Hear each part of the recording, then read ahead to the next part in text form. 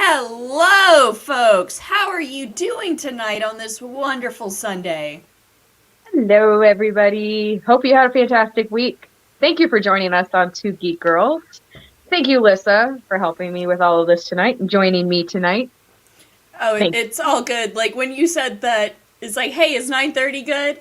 Like, my brother and my dad just left. So, I you. was like, yeah, sure! Perfect. Perfect. It works out. Yes, Um, eventually Sundays may be my day off, so that might always be a thing. hey, that'll be nice. Well, hello, everyone. Let's see. Luna, yeah, day two with Maduna. Oh, you got the booster or you got the Yep, that's the second shot of Moderna. second shot? Yeah. So, yeah, you're Because 1 week that's my behind friend me. Celine. So Yeah. she got her second shot. Let's see, how is everyone else? Jim, the fun shall now commence. Hello, Claude. Hello, Matt. Hello, Donnie. Hi, Donnie. Always ask the best questions and we always miss them. So keep trying, Donnie. Yeah, that's the best question. Yeah. Hi. I hope you guys are having a great week. I know it's been a little while. Um, let's see. I finally got to watch some of the Bad Batch. I'm Oh getting really, yeah, I need to keep watching that. it's good. Yeah, no, it's like and I was a fan. I've been a whole fan of all of his directions. So this is like I'm all. So I'm happy. Augustine. I'm not quite sure how to say your name. I apologize. It is not my birthday yet. That is Thursday. So Yeah. our next episode will be my 29th birthday. Yay. I will probably have to take that. Get in the hang of the day for the shape. Yeah. Yeah. No, I like that one. Again, I'm a fan. I was a fan of Clone Wars and Rebels. Yeah, So both are really good. Like Disney has done a very good job with the animated series, and they're doing better with the live action series now. yeah, it's getting there. It's getting there. Let's see. What was Hi, it? Oh, Olive. Hi, Michael. we talked about Spiral a little bit, so that's going into its second week. For Hmm. those horror fans that are out there. The movie's not doing anything noteworthy, so take it or leave it. See if you want to see it or not. Woohoo! She's ready for the party. Um, I got sent a flower crown as one of my birthday presents. So, I Saw does join one of the. I'm trying to think. They listed the ones everything that's considered a horror franchise, sequels and prequels and spin-offs and everything else that has crossed the $1 billion mark for its brand. So I wow. think that's with 8 movies total they've crossed over into $1 billion. With this one, I think scraping by at 20 internationally, 20 Hmm. million. So the good news is these movies don't cost that much to make because it's practical. It's all practical. And we like that. So there you go. Exactly. Yeah.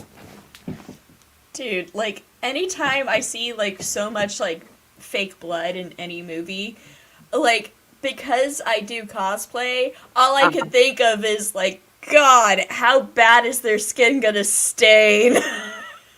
So everything depends on what you use. I have now counted I want to say 3 or 4 different products that I used between zombie, vampire, and slasher Uh huh. movies.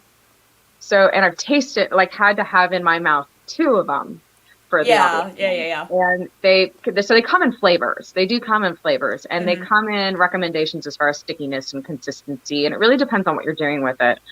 That what you need in your mouth doesn't need to look the same as what say needs to be inside of a wound and Yeah, stay tacky and because in stuff. your mouth, like it's gonna get watered down anyway.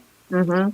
So like honestly, for that, for cosplayers, especially if you're doing like a photo shoot, a little bit Hmm. of chocolate syrup with strawberry syrup.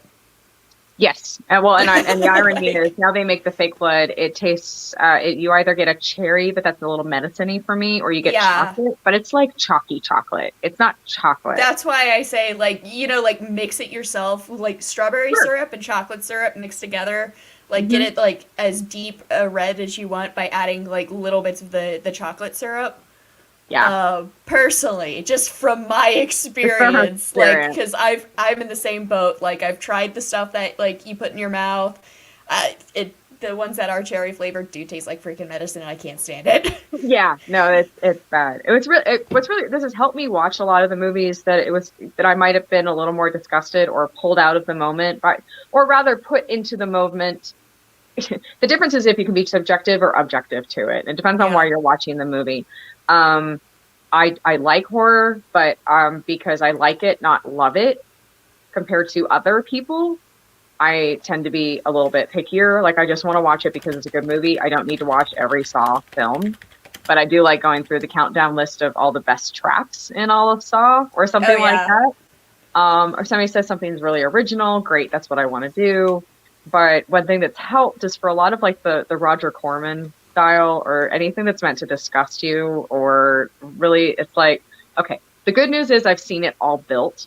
I've seen Yeah. it all made. I know what it's made out of, and so it doesn't disgust me nearly as much. I just go, oh, pea soup. Okay, we're good. Yeah. Yeah. Upside, downside, whatever you want, but yes. There you go. Yeah, Celine's got some advice for any of y'all you need to know. Yeah. What Yeah, else are you there's doing? some good blood recipes out there. A lot of them, it's just cornstarch and Uh-huh. corn For syrup with the, some yeah, red. red, yeah. Could even be food coloring, depend, and then, I mean, everything Yeah, psycho. it could be food coloring. It could be like a dye based from like beets or something. Yeah, I'm using beets as Mhm. an example. I'm not saying that's necessarily it. Just because that's like the first one that comes to mind that's red. You Right. know, a food derivative dye of some Something sort. of some sort. Yes. Because I mean, for what is it, Santa Clarita Diet? Uh-huh. Um, I mean, a lot of those zombie moments because what is her name? Drew Drew Barrymore. Barrymore. Hmm. She's a vegetarian, Yeah. so like most of that stuff, that's beets. Yeah. Needed to be something that she could, it just in case she swallowed it, it would be totally fine. Yep. Well, Um, because she had plenty of times where she like had a smoothie. yeah, So like it's like, oh look, it's meat. right. Well, yeah, and I remember whenever they're doing sushi, they actually use fruit or something like that, so you can eat really fast. Not everybody likes seafood, so for a lot, yeah, Yeah. it's interesting how creative. I think it's why food photography always fascinates me because, like, you Yeah, don't food know. photography, it's like, uh, I know how you're doing that, like, Right. objectively. Cheese doesn't do that. Like, cheese doesn't do Yeah, that. That's Elmer's glue, but that's okay. yeah. Cheese doesn't do that. Like, ice, that's not ice on there. That's, That's not like, ice. That's not gelatin ice that cream. you Yeah. added, like, corn syrup to. Not corn syrup, cornstarch to make it look frosty. Yep. Yep. What was it we were saying? Oh, we've got some more reactions. They've been doing early screenings, early showings of Suicide Squad 2. Ooh. Yeah, we got all good things coming out. And it doesn't seem to be your normal Hollywood drivel of yeah, Yeah. I'll go check out my Cruella latest looks really movie. good. Cruella looks interesting. I love her. I Yeah, love her. she's definitely an interesting Disney villain. Because Her she's and I not love like the him. run of the mill Disney villain, and like it's funny because like a lot of the other Disney villains would probably just look at Cruella and be like, "Why do you want to skin a puppy?" Yeah, yeah, it was a whole nother level. No, she's the villain of the villains. Like they're all like, "Oh my God, what's wrong with you?" Are you I, okay over there? Do we need to send you to the villain psychologist? but this is such a human thing with all of us in the movies. Like we could literally watch 3,000 people die in a John Wick movie, but they kill one puppy and we all lose our shit. Oh yeah, And that's the way the villains are. Like, my God, I just wanted to take the heart out of my stepdaughter, but you want to hurt a puppy? What is wrong with you? You know, like mm-hmm. This is just the way that we are. What was I reading the other day? It was basically the deconstruction of the how Disney turned all of their villains into symbols of queerdom. Like if we were to if we were to go through the villains, they're all and see, that's the thing. Like queer. that queer coding villains is one of those very problematic things that has historically been in media of all sorts. It's not just Disney. Like it's a thing across the board. Like queer coding your villain happens way too often. And I'm not saying that you shouldn't queer code your villain to any degree, because it can just be a part of them. Equal opportunity. Equal opportunity representation. Good, bad, all good. Yeah, exactly. Like, you know, like, just when you're doing it that often. When it's only, like, they're all supposed to be, this is what all the villains are queer-coded?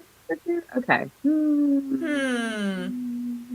But this also explains why so many like queer individuals and people of the LGBT community have like always been like, hey, I really like this villain. Hey, we're like, they are a mood. You can't identify. People were having fun, but it was a little. I say this as I have my pansexual flower crown on. Yeah.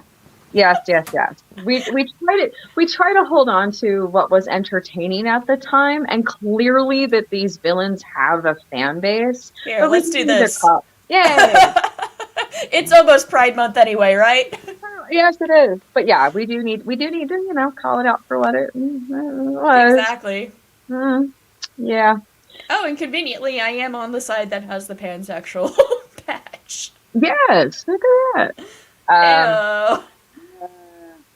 What was the other part I was looking at for Chris? So we again, these wonderful videos about we love and we hate the villains. Here's what we love. Here's what we hate. Here's what happens. Yeah. Okay, cool. Cool. Well, yes. And also another thing is if you're doing your villains right, you're humanizing them. No. Well, and again, good storytelling. I mean, who's my favorite Disney villain? Honestly, one of them is still Yzma. Yes. Pull the lever! Wrong lever! Why do we even have that lever? Why do we even have that lever? It's the best. And she's the one who put the lever in, though, so. Why do we even have that lever? Okay, why does she even have that lever? And what was fantastic is they were absolutely right. This is one of the few times, it doesn't really happen that often if you were to look at, but this is one of the few times you could have cast the voice actors in a film or stage production, and it would have been exactly the same. It would have been exactly the same. Obviously, Eartha Kitt being a lot more attractive in person than Yzma was supposed to be, but we get the point.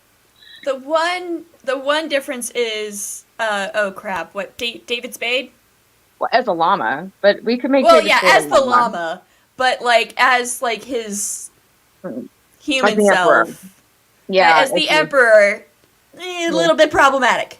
But he's a llama face. He's not even, like, at the end of the movie, you're like, oh, he's a human again. Wait. We got used to llama face. It's still one of the best movies. I love that one. Oh my god. Yeah.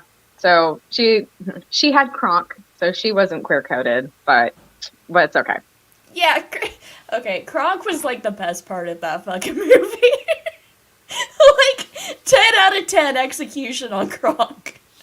the tiny tent above his crotch for pitching a tent. All of it. All are so wrong. I'm like, Disney, what were you doing? Squirrel? Shut it. Squeakity squeak squeakums. Squeak squeakum. One of the channels tried to do everything wrong with the Emperor's Groove in 18 minutes. I said, shut up. I don't care. I don't care. It's just one of the movies. It's like, no. It's fantastic. Oh, what was it for Pride Month? I was watching, so with gatherings down, especially internationally, I remember loving this movie growing up. And they're talking about who they were just interviewing. They were just interviewing Guy Pearce. With it was Priscilla, Queen of the Desert. Mm-hmm. And so that was, if you've ever seen the movie, if you've never heard of it, the whole movie became a movement for it. So it came out, I want to say the 90s.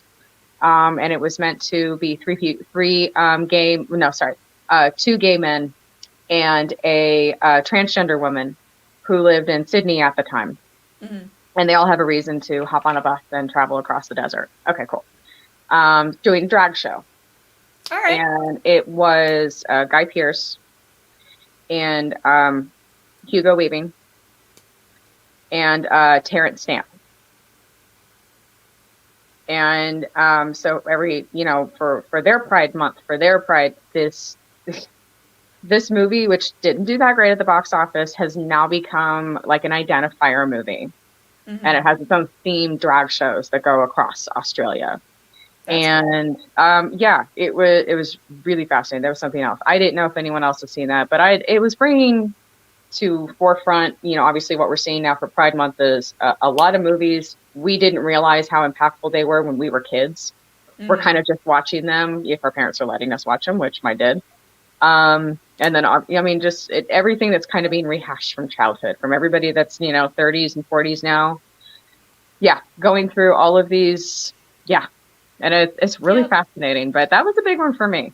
Crysstal, Queen of the Desert. Just remember, baby millennials, we're almost in our 30s. Yeah. Priscilla and to Wong Fu, thanks for everything. Yeah, between the two, it was Priscilla for me. Wong Fu also has its following, and I totally understand both. I loved both. And what was interesting, people don't always know how to feel about the men who were cast to portray these parts at the time, but there was a lot of dedication. I'm going to give them that. Mm-hmm. Whether that would work for them to be cast in the roles today, probably not, for some very good reasons. But I'm going to give them credit for a lot of hard work, hearts in the right place. And they all wanted to look really good. They wanted to be very attractive. And in Crysstal, Queen of the Desert, I to this day, I compare all drag looks to Crysstal, Queen of the Desert. Mm-hmm. And it was, General Zod portraying a transgender woman. Yep. Alrighty then. Mm-hmm. But again, it became a really big deal for kind of where Australia was at that time for the queer community. For it needed something like that. Almost 30 years later, it latched on. Trixie! I mean, that is the thing about movies. They might not, make it at the box office. No. But if they're able to stand on their own merit, they will find a following. They will. Mm-hmm. Especially in the age of Netflix and everything like that. As long as it's on a platform, it'll find its audience. Mm-hmm. And it's a fascinating breakdown of history. Even if you can point out mistakes that were made, when you find something that, really got latched onto. And I don't think entertainment can ever replace education. Yes. But there is something to be said about opening up a conversation. Well, and making something having the entertainment allows for that conversation to begin to be able to get that educational material out there. Because at least something people can watch and a little more open-mindedly. Yeah, and once you watch something like that, it's like, oh, hey, this might have turned me on to information I didn't know. Let's go down that rabbit hole. Yeah. Yeah. That's fascinating. So there was a lot of those articles. I was really happy to read a lot. People have wonderful things to say about what they remember from their childhood, what they remember, some of their first memories of kind of feeling like they could identify with someone. Yeah. Even if it kind of all the representation that was available that day. And Disney was a big one of them. But then, yep. Yeah. Disney was a safe space. It was a safe space. Ish. Ish. This is true. Ish. Safer than other spaces, but at the same time, again, Yeah. the coding and things become a problem, but Disney has also never shied away from encouraging fans of villains. It's true. Yeah. That's why like the villains have like their own parade and everything. Hey, yeah. Yeah. And the villains almost had their own castle at Disney World. That would have been wonderful. That would have been wonderful. Cinderella's boring.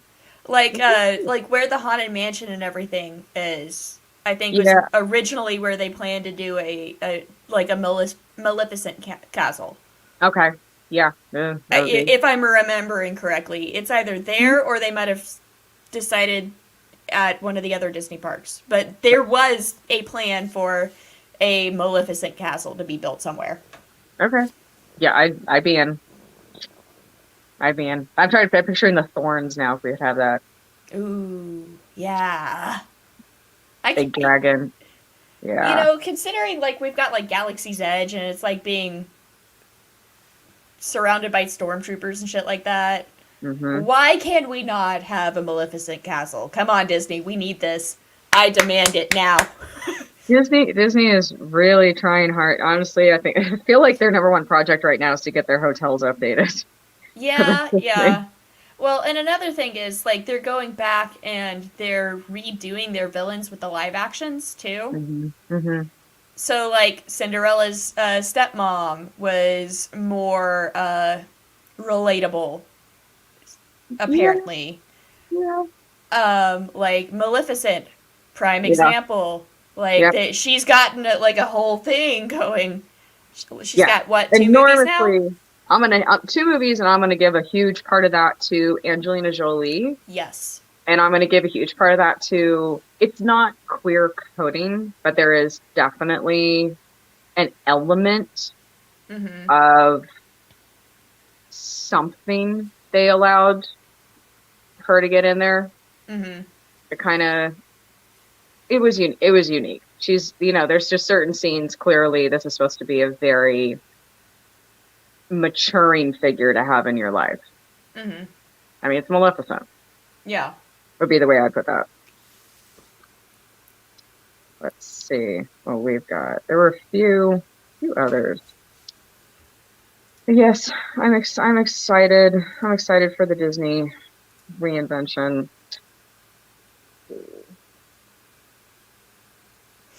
Yeah, the Disney reinvention is gonna be its own thing. Whoever gets to play the evil queen in parks always seems to be having a blast, don't they? Like The rules are totally different. Rules are yeah. totally different than if you're a friend of Cinderella's. Yeah, no, the rules are. If you're, always wanted to be an ugly stepsister. They have like no rules. They can do whatever. Yeah, it's like the child wants to like have a picture with you. You can tell them no. They no. I mean, yeah. Like obviously you're gonna still let them take a picture with you, but you like play it up like you're not. Yes, you get. I mean, you get to have fun. You get to have fun. The princesses. Yeah, the princess being one of the Disney princesses. No, thank you. No, nope. Ugly stepsisters for sure.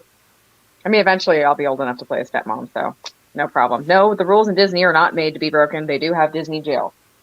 Nope. They do. Remember, Disney World is large enough. It is its own city. Yes. They are required to have their own fire department and everything because it is that fucking large.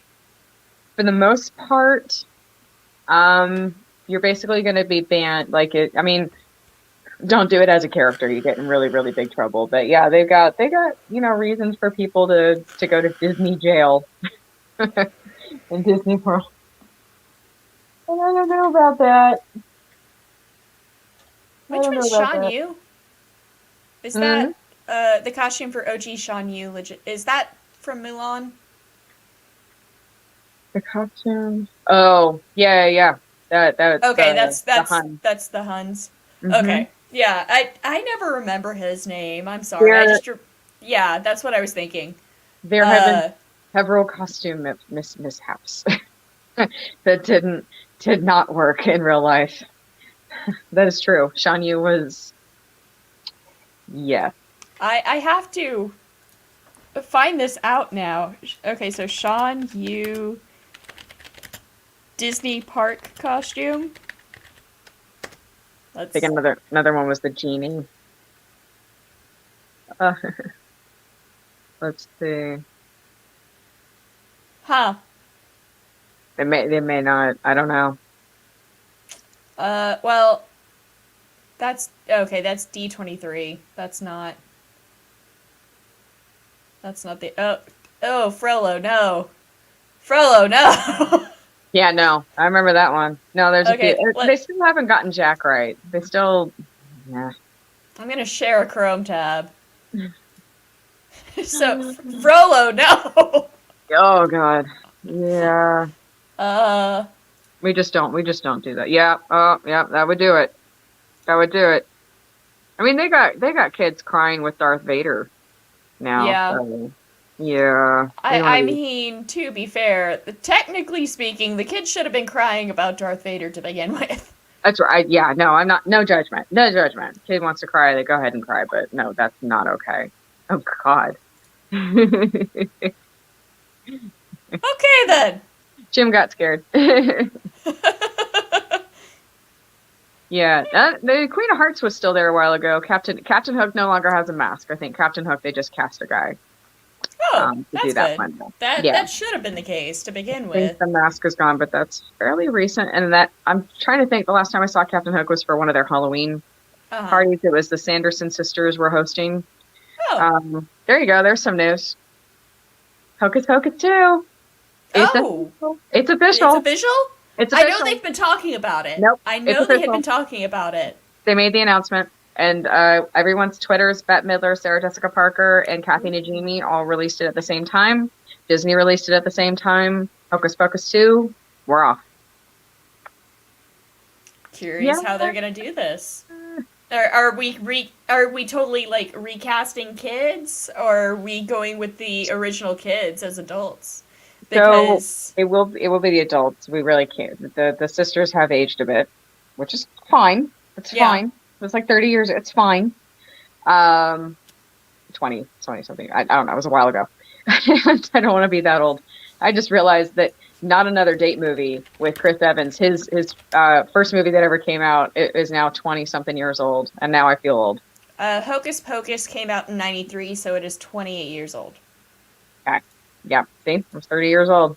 Um, Now they did their little reunion fun thing, I think for Halloween during 2020. They got together and did a like COVID video as the Sanderson sisters singing, I think on Bette Midler's Twitter or something. They did it was adorable. I can't remember what platform it was on, but it was really cute.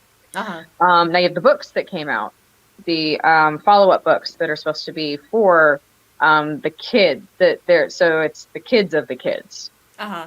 that are coming through, and they all have their own story. I do believe that there is LGBTQ representation in there with the main character. There's follow up with what happened to the kids.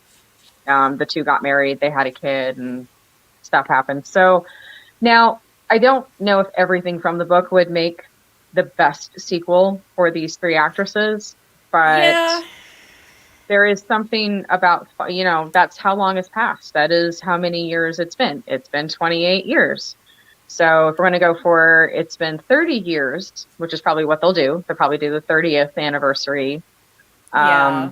release date. Because I mean, you still have to film the movie. You Hmm. still have to plan it and do post production and everything. So by the time it does come out, it probably will be the 30th anniversary. Right. Which would make if they, if they waited until they were 30 to have kids, their kids would be in high school Yeah. right now. So that works. Exactly. It would And it, be perfect timing on that part. yeah, which is probably what finally pushed them to do it. So yeah, Hocus Pocus 2 is now official. Yay. Oop, is that me? Is that you? Who is that? Uh-oh. Hey. Anyone can see me. Was that me or was that? Lyssa. That might have been Lyssa, because it looks like my video is still going. But hit me up in the chat and let me know.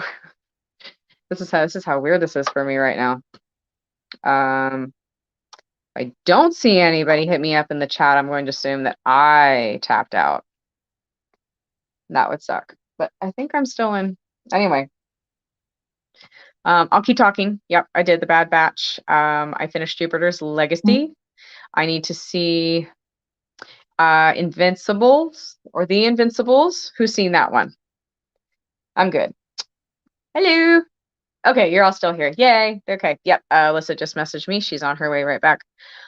Okay, so those are the ones I'm finishing up. Bad Batch, Jupiter's Legacy. The Invincibles is the one I need to finish as well.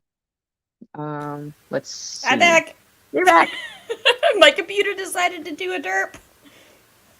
I was mentioning the other superhero shows that I'm using to keep myself busy until Loki comes on the air.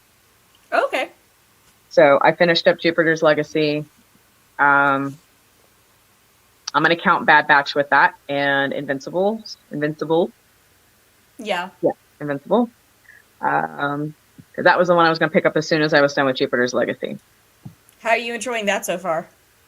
So I did finish it. And I like it. I'm probably going to keep watching it, but I'm imagining I would feel differently about it if I hadn't seen The Boys first. I'm having a hard, even though they are different in the obvious ways, I'm still comparing them to each other. I think part of that is what it looks like when we do a live action superhero TV show. It has a pretty specific look, and they both look very much the same. And that's, kind of the way they film it, the way they introduce characters, the way the sets look, like everything kind of has the same feel for me. Yeah. The issues everyone's facing, clearly, the whole good versus bad, like it is different, don't get me wrong. But there's something about The Boys that I seem to be liking better. See, for me, I haven't actually sat down and watched The Boys yet. So, watching Invincible probably, I've got a different perspective of it because, I'm like, oh, hey, I love this. Cartoon gore. Invincible. Yes. Invincible's one. I have to finish that one. But with Jupiter's Legacy, I don't know. What do you guys think? Anyone out there who's been, let's see. I have not seen the mid-season first. So Superman and Lois, that's another one. I will say, I remember having conversations with people because I've always had a tough time with CW shows and Warner Brother TV shows, and they just... It's Warner Brother. I'm sad to say. But there were things that they did with the premiere. So now we have mid-season premiere, but with the first episode and with how they began telling that story with the two boys, that I found to be... it was very smart. It was a way to kind of take these characters and make them into something new in a very distinct world. Don't pretend it's canon. It's not.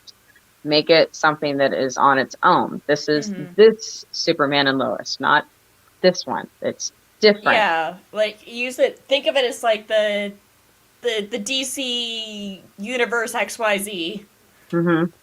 Yeah. It's this is what happened in this universe's in this one Superman storyline, and it's the fallout for Superman of Flashpoint. Yes. Yeah, where he went from 1 to 2. Yeah. Boys, wait, what? Yeah, we got 2 of them. Okay, there's something very relatable. I felt like they did something that I've wanted them to do, and I felt like I wasn't alone. There were other fans that wanted them to do this. They brought it down to earth by making it the type of story that it is about the family. There's something very grounding about that. And I still have problems watching it, but I respect them greatly for doing that. Yeah. Yep. Yeah. So I understand why people like it, why it's becoming one of the favorites, and I understand why. Because there's always kind of that question of why are we doing this? Why Yeah, are and we see, doing that's always another? one of the things that you have to like think about when you're doing something that is as well known with Hmm. Superman. Hmm. Because like Superman's been out for 80 80 years, years, 80 years. something Yep. like that. Yep. Like Batman and Superman have been around for several generations. Yep. Like it, these characters are like the epitome of the superhero in pop culture. So like to Yeah. you're always going to be fighting against the popular notions of these characters. And no matter what you do, you are going to hit a wall with some people. Um the problem with the live action stuff is they've just done fucked up in so many ways already. Yeah. I Our mean, confidence in them has been lost. it's like we're not asking for you guys to do the perfect superhero show. We are asking you to do a good show. Yeah, we're asking Why you to is do that the so hard? characters justice. We're not saying you have to do the exact same storylines 1,000 fucking times. No. You don't have to do that. You can let them stand alone. Hmm. But like, keep some things the same. Don't But I will say like with this. Yeah, go like ahead. with the Dragon Ball Z movie, for example. Mm. Don't take a storyline and just slap the name on it and hope that people will want to Don't watch it. notice. Dude, It's Dragon like, Ball Z is a religion for people. What were you thinking? yeah, yeah, no, like it, watching Dragon Ball Evolution, like, because I rewatched it recently because, well, like within the past few months, because we were trying to get another TikToker up to like 300 followers when they were tiny, Uh-huh. and we said if they got to it by a certain day, that we would rewatch Dragon Ball Evolution, and I put myself through that torture. But had they not put the label of Dragon Ball on it, I would have been more forgiving with it. Because Yeah. it is just a fun, campy movie. Yeah. But when you add Dragon Ball to it, I have certain expectations because of Dragon Ball. And I'm not saying Goku has to be like this like really smart person because he's not. He's dumb as a fucking brick. There's a reason why he's a fighter. Correct. There's a reason why Goku is a fighter, and that's all he does. Goku is dumb. I, He, Goku is the epitome of a himbo. And you know I'm right. I no nobody has ever touted anything else about him. That is absolutely true. Yeah, it is Uh, absolutely true. Yeah, no, I think, I feel like a lot of Warner Brothers and CW are they're chasing after, what happened for Batman in the 60s because it made a mm-hmm. lot of money, and what happened for Superman in the 90s because it made a lot of Yes. money and was very popular. However, you haven't, no,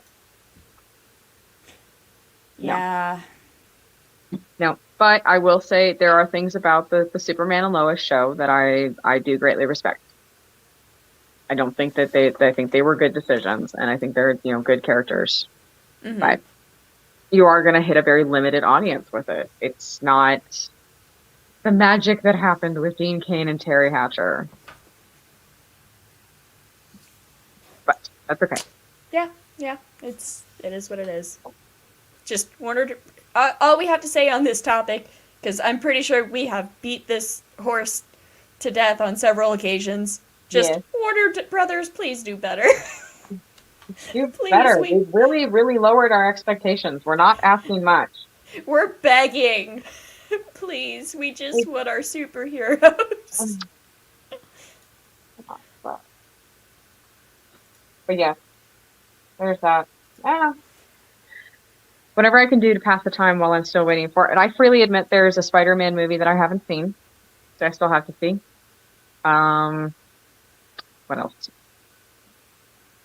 There's a couple of those while I'm waiting for Loki. Yeah. Um, I'm actually kind of looking forward to Quiet Place too, Yes, yes, and because that I comes out in less than a week, in 5 days, actually. yes, and I've enjoyed greatly the promotions that they've been doing for it. And Krasinski, said that right? Mm-hmm. Krasinski has been doing the talk show circuit. Mm-hmm. I think he was the first live guest allowed on Stephen Colbert. Oh, nice. Yeah, everybody else had to be. But Stephen Colbert was also the one who did the John Cena interview, but through Zoom. Question: You wake up and are president of either WB or Disney. What is your first executive decision? If it was WB, fire Snyder. If it was Disney, fire Kennedy. Basically, if it was Disney creating a Star Wars war room and acting like, we're in battle. We need a better strategy, and have every person who's been working on Star Wars earn their place again or not. But Yeah. basically, I would create a Star Wars war room because it definitely feels like a losing battle and something drastic needs to happen. We need the wind talkers desperately. First, because it's the Star Wars franchise is the one that just everything else is kind of finding its footing. Everything else is kind of and that's fine. Yeah. I would also re-examine and make sure there's no drastic formula people are following for the live action movies, because some of them I feel like are really missing out on some real potential. Yeah. I really think there's been a few bad misses there. I feel like Mulan.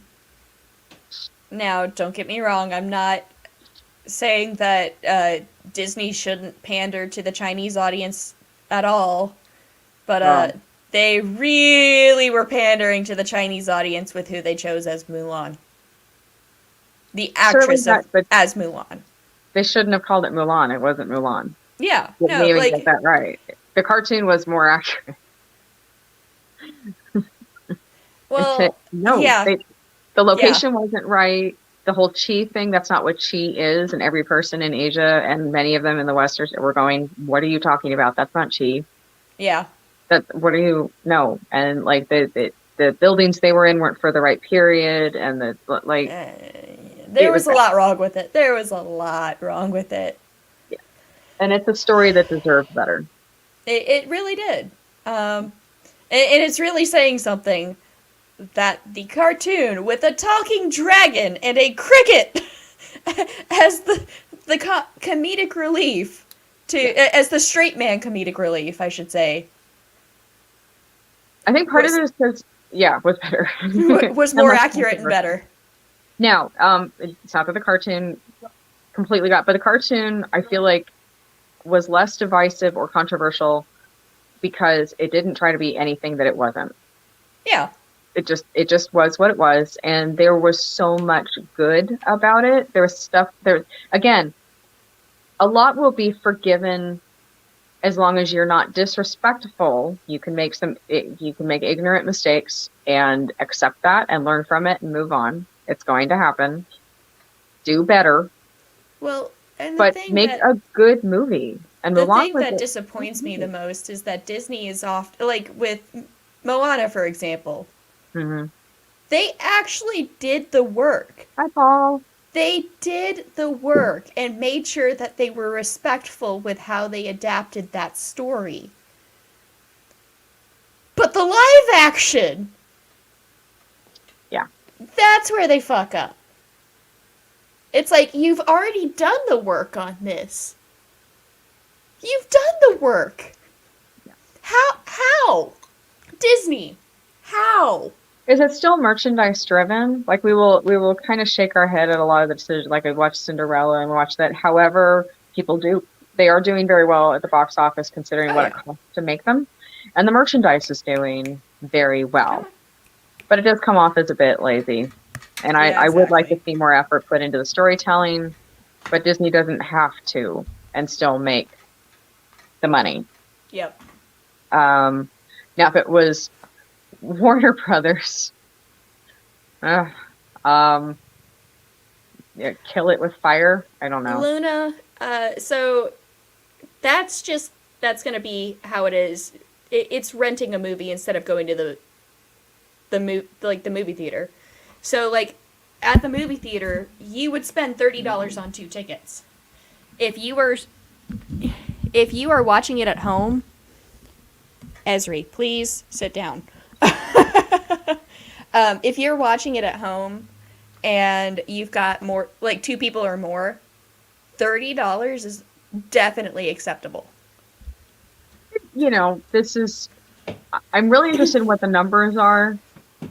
You and I aren't in, but I mean, I'm curious what the numbers are. I'm curious for who, and I'm not saying this sarcastically. I mean, literally asking a real question: who is it beneficial Yeah. to pay the $30 and have like how many kids do you have? How much easier is it to stay in that night? How many people are still in lockdown? How many people are still, stuck at home? Are you inviting the neighbors' kids over? It's Is a this whole a cost family benefit movie night? analysis. Right, right. And so, yes, a lot of us we're going to have issues, but that's because we don't spend we don't have 3 kids or we don't have 4 kids or we don't have like everybody's.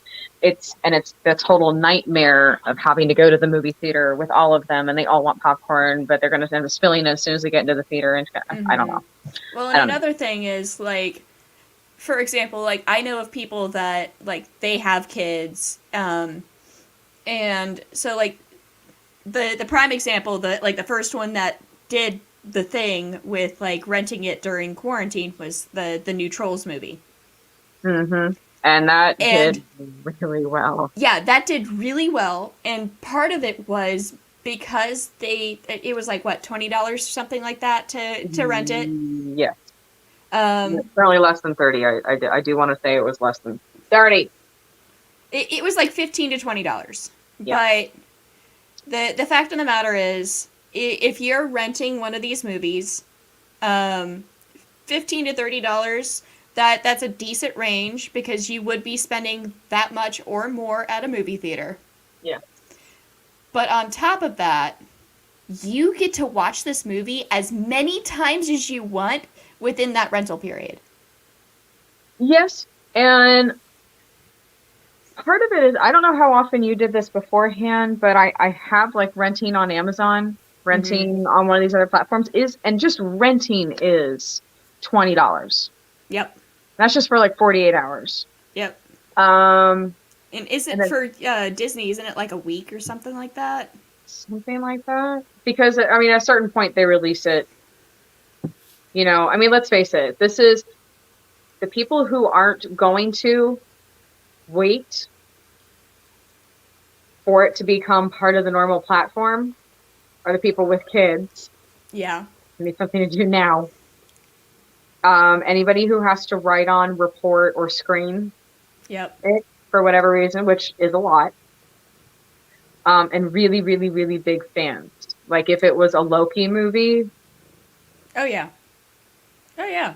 Yeah. Well, and like with the Trolls movie, for example, literally kids would watch that shit back to back to back to back. Like the horror stories of that parents tell you of, oh my god, my kid just absolutely adored this movie, so they just kept watching it. Like one of my ex-boyfriends, In the car. his little brother, 101 Dalmatians. He literally spent like an entire week only watching 101 Dalmatians back to back to back to back. Yeah. And kids will do that shit. So it gets worth it to buy the Blu-ray, or it's a Blu-ray and DVD, whatever you've got in your car. So they were doing the dual package of the Blu-ray and the DVD because most cars still had the DVD players at that point. Yeah. They have whatever, and so you have your Blu-ray in the house and your DVD in the car. And yeah, I had memorized Frozen before I ever got to see it. Every word, every song, I can hear it. I've Mm-hmm. heard it. I've beginning to end over and over again. I did, but yeah, I had Yeah. it all memorized. I could do the sing along before I ever saw any of it. Yeah, that was me with Frozen as well. My best friend's daughter, so my niece, she like anytime I'd babysit her during that time, all she would do was sing Frozen songs. So I knew Let It Go before I'd even ever seen the movie. Hmm. I mean, kids, family, big business. Yeah, now they want to pay people to have kids. Still not enough. Just saying. Wait, they want to pay people to have Looks kids? like we're gonna start a government incentive program. We Oh, don't have enough people getting now are they going pregnant. to give us maternal leave and paternal leave and daycare and health care? You seeing the problem? You see the Yeah. problem? So it's the stipend per. So the proposal that's at the foreground, and it's again, it's not like they've signed anything yet, but they're getting pretty drastic. And bear in mind who would be pushing this forward are people who understand what kind of workforce they're going to need in a generation. Yeah. Where you've already lost some. You've already realized you don't have the workforce you thought you were going to. Mm-hmm. So 20 years from now, it's going to be even worse.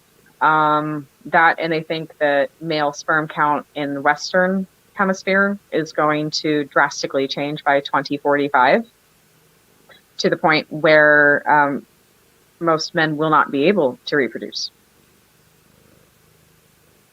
Down with the patriarchy, right? So Jokingly, it kind of still down with the patriarchy, but like I'm not like. it's fascinating that there's so much that doesn't really get taken seriously, as opposed to there's a lot that a lot of people do know is real, but they're not really trying to make anybody focus on it. But basically, a lack of entry into the workforce Oh, and student loans, and yeah, that too. that All of too. that is the bottom of the pyramid, and think about who's at the top of it. And Yeah. this is what happened immediately after massive disasters in China and parts of China and parts of Japan. They realized they didn't have any kids, and they realized they lost almost a whole generation in certain areas. Not laughing because it's funny, just, oh my God, are you serious? Yeah. Um, The brain drain of female Chinese children that that there are occurred no because of women. their one child policy. Women are now highly sought after because there aren't that many of them. They're being kidnapped. They're being brought Yep. out to and Literally being kidnapped. This literally isn't. being kidnapped. If they can still have a kid, they're being kidnapped. Yep. It's a horrible problem. All of this creates, because for generations, people try to hold on to the standard. Yep. And if you're out in rural areas, you still have the standard of we need women. You need women. You need the next kids. You need women available to marry our sons. Well, you should have thought about that. But what they do believe is going to happen here in the West, as opposed to um, what's happening in the East, is we're not producing the workforce that, and I mean, we're talking about 20 years from now, we're going to feel it more so than we are right now. This isn't just COVID. This isn't just people figuring out that they now had time to go take classes and learn a new trade and go. They had time to find a better job. They had time to get more education because they were able to collect the unemployment and devote time to sit. Like, they're not sitting on their asses. Yeah. Actually, what they did is they went out and got a better job. They don't want to work for you anymore. They are working. They just found a better job because they weren't desperate to pay their bills right now. That's Exactly. what happened. The other part, people aren't having kids. Well, and another thing is like because daycares aren't open the way they were pre-COVID. Mm-hmm. Like schools, a lot of them are still virtual. Childcare. That is a big issue that COVID shined a light on. Like, And it's hitting women harder. And women are in a better, this is just what's happened over the last couple generations. We're in a mhm. better position to understand what futures we can have. Well, And and especially in the service industry, like people, like they, the wages are so low in the service industry. Mm. They're having this crisis right now Hmm. because of the position they put themselves into. You did this. You told them they were replaceable. You fired them, and they went out and found a job that didn't treat them like crap and paid them real money. And you're shocked that they don't want to come work for you? Really? Yeah, I'm there's shocked. that. There's also the fact that, like, again, childcare right Yeah, now is the huge thing. Like they can't go back to work because someone has to keep an eye on the child. they were put in a position where they had to quit their job. Before that, people were put in a position where somebody had to quit the job because it was cheaper to go down to um a one wage household, Yeah, one income to. one income household than it was to pay for the childcare. Yep. It was cheaper to lose a job than it was to pay for the childcare. Well, and see, the thing is, that's been the case for multiple Long time. generations now. Yeah. Because, Mhm. like, the Yep. reason, like, why my parents did what, like, my mom became a stay at home mom was because of that. Yes. My It, father it did. was it was cheaper to not have to pay for daycare Mm-hmm. than it was for my dad to work two jobs. Yeah. Yeah. Yeah. The other part is, like you were saying about maternity leave and paternity leave and everything. Okay, well, it's a medical condition that you're Yeah. in when you're pregnant. And the idea that, yeah, you have to come to work every day until we say. It's like, well, what if my body says otherwise? Then you're fired. Okay. Um, no real maternity leave, no real paternity leave if you're working in the service industry and you're breastfeeding. Yeah. Tough, tough. Yeah. You don't get a break long enough to pump. You don't get to have anybody bring your baby to you to feed them. You don't get, no. Nope. when when I was an infant, my mom was breastfeeding me, and like, like, she would have to find time to go to the back and pump. Yeah. Like, it's not a condition that you can just stop your body from doing. Like, anytime someone will cry, anytime, like, they'll just over time fill up. Hmm. Like, your breast engorging is a thing, and it's very uncomfortable, apparently. Um, yes, you came to Two Geek Girls during Pride Month and you're hearing about breastfeeding. Sorry, just the way it happens in here. Y'all knew But that about us. Y'all knew that about us. it's That not ain't not quite me. Pride Month, but it's close It's enough. close. It's close. Right. As we're going, you're right. Um, yeah. Well, and it's fascinating. I always try to compare it to, this is the nerd, and I swear I'm not alone in this. I always try to compare it to, okay, so here are the overpopulation disaster movies that I've seen, the overpopulation disaster stories. And then Mm-hmm. there's the underpopulation and the children of men Mm-hmm. population problems and Handmaid's Tale and now we have what was it, Sweet Tooth is coming out now. Okay. Sweet Tooth is a DC Comics, and so the show that's coming out is going to pick up the story. Again, it's a DC comic where what's happened is the combination of a virus that had resounding impact on the population and the beginning of the birth of hybrid babies out of nowhere, where your baby is like half rabbit. Oh, I think I remember you saying something about this last time. Yeah, yeah, this is the one we talked about before. So this is the Sweet Tooth, this little half deer boy Mm-hmm. that's coming along, and I'm like, all these disaster movies. Yeah, see, y'all, that generation growing up, it was 1984, right? Or Mm-hmm. Fahrenheit 451. Yep. Or there were a bunch of others in there, or Pig People on Twilight Zone, or take your pick. I Am Legend, or the Last Man on Earth, The Yeah. Day the Earth Was Still. All the run Now of all the disaster movies in the late '90s, early 2000s. those ones, yep, those ones, and then for us today, it's Sweet Tooth. It's hybrid deer babies. I swear it's a really good comic, though. I swear. I swear. Furry disaster movies. Um, Yes. I Yep. And of course, as I watch The Handmaid's Tale and I see, you know, is that really the one thing that would really push us over? Is it going to, lack of resources because of overpopulation, lack of resources because of underpopulation, and we are so automated now and we're so reliant now on delivery, and it's not like we all have a farm in our backyard. Let's see. Thank you, Donnie. Have a good one, Donnie.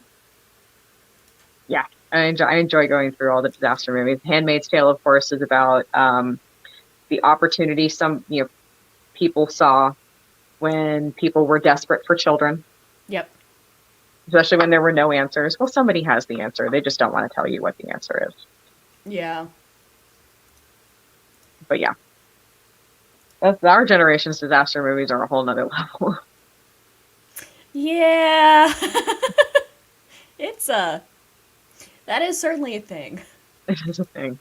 Oh, what was the other one? We're getting ready to do the Netflix zombie movie with Tig. And I know which one you're talking about. I saw it the other day. I didn't watch it the other day, but I saw it on Netflix. Yeah, that's for Army of the Dead. Yes. The reviews seem to be, what did Alex say? A reviewer said it's the best and the worst of all things Snyder. And I'm like, oh. Like, if you said one, I would know what you meant. If you said the other, I would know what you meant. I'm trying. It's like you just asked me to divide by 0. 404 Crysstal brain not found. Like the number starts running. Where do I get the best and worst of Snyder? It's one or the other. No, yeah, honestly, sadly, no. Independence Day, War of the Worlds. Yeah, I mean, Independence Day is a movie that should not have worked, but it did.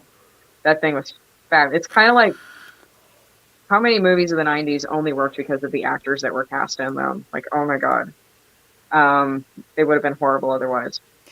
Wait, yes, did he really use the Cranberry song Zombie? Did he really? That would be the worst. That would be that. That would do it. That would do it. He's not allowed near DC anymore. Snyder. This is why I said, when Luna asked, what would you do if you were in charge of Warner Brothers for... He could be DP. He is welcome to be director of photography. Oh, yeah. No, he's great with, like, well, you're not photography. Allowed to he's not allowed to direct. You're not allowed to say anything anymore. Ever again. Yeah, he's great when it comes to getting a shot. Yeah. Not so good when it comes to actually. What would I do? So the other thing I would do if I was suddenly president of Warner Brothers Entertainment, I would begin trying to figure out how to do a DC versus Marvel. Ooh, yes. Movie. Yes, especially since there's now precedent with Sony and Disney working together. I would kind of hand everything over to basically go to Marvel, and say, what do you want? Yeah. What do you want? No games. What do you want? What do you want? You want 2 directors? I still say it needs to be Taika Waititi and James Gunn. James Gunn.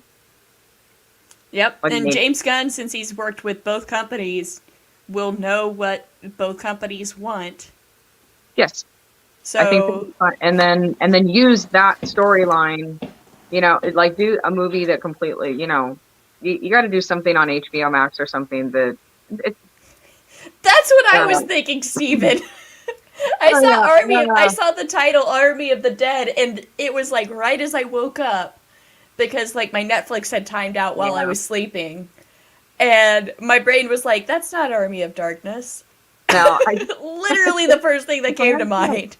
Wait, where's the arm? Where's Bruce Campbell in that picture? That's not Bruce Campbell. That's not Bruce Campbell. Thank you, Steven. Yeah. Preps the flame spray bottle. Yes. No. Yeah. Wait. No. No. Kill it with fire. Kill it with fire. Like, I don't even, I don't know what I would, with Warner Brothers, you don't want to do anything stupid because what happened with Days of Future Past is never going to happen again. Nobody's ever going to get a chance to do that again. Don't do it.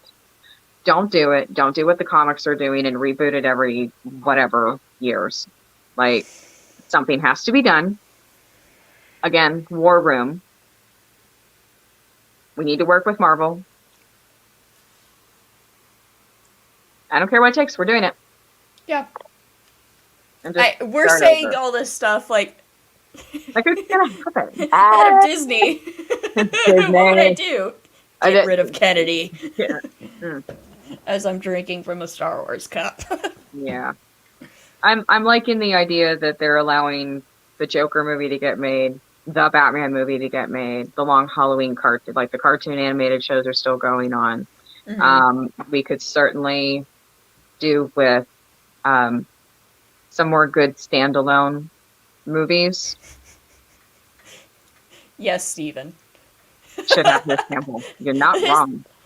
Going for petition to have Bruce Campbell in every zombie demon movie going forward until his death. I can still remember. I don't know how many people read the actual Sookie Stackhouse movies as opposed to just saw True Blood. Okay, so I read them. I started reading the books in middle school, and so I had been reading them for like 5+ years before they even announced that it was going to be a thing. Yep. So, True Blood came out in 2010. It wasn't that long ago, yeah. It wasn't that long ago at all. And I was at the panel, and I can't remember if it was room 20 or Hall H, but it was one of the big rooms. 2008 was the original release. And San Diego Comic-Con. And a couple of people actually did have really good questions. Everybody was there except for Skarsgård. He was filming... God, what was he filming? I don't think it was Melancholia, but it was another movie. It might have been Tarzan. I don't know what he was filming something at that point. He couldn't make it. But somebody asked, because you had a lot of Sookie Stackhouse readers in the audience. Uh-huh. And they had an opportunity. They also got to talk to, what was his name? Bill, the Ball, who was the showrunner, was there as well. It's not Ernie. It's not Uwe. Well, you know who I mean. Alan Ball. Alan Ball, thank you. I think. Yeah. Pretty sure. It's something like that. Yes, I think that's really, really close.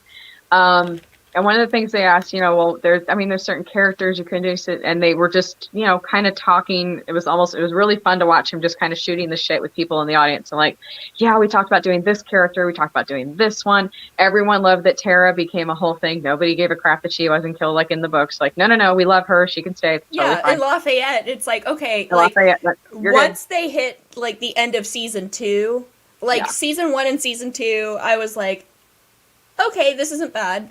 And then they hit season 3. Shark. Bloody. They way jumped the shark with the fairies. Bloody. That's not the way that was supposed to be. But okay. Nope. They didn't even introduce Sookie's fucking fairy godmother until like near the end of book 3, which was not a full-on fucking fairy war starting in season 3. The Hotel Transylvania 4. I mean, Adam Sandler's just on a roll.